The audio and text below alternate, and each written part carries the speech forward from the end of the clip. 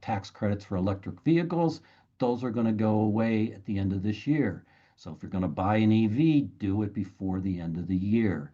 Medicaid, obviously, really big one as far as paying for some of these tax bills. Again, Medicaid having a big reduction, having a big increase in the work requirement, and then cutting the food aid by what, about $250 billion. A lot of health insurance will be eliminated. We're seeing this in Colorado with some of the public lands going to be sold to pay for some of this. Public debt, again, the reason I don't like this bill, because the public debt is doing this with the bill.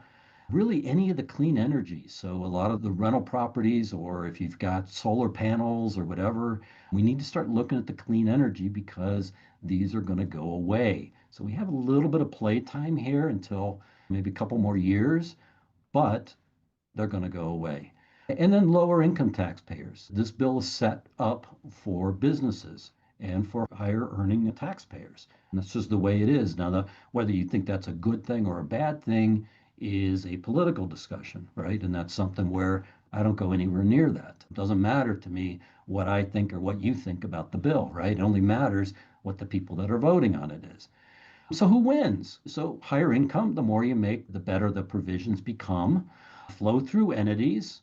Okay, we love this 199A, even if it stays at 20%. C Corps, because they're at 21%. There's been no talk of going to 25 or 30 or some other number. 21% stays. But the complexity. So, of course, tax attorneys, CPAs, enrolled agents, anybody that's doing tax planning is going to win.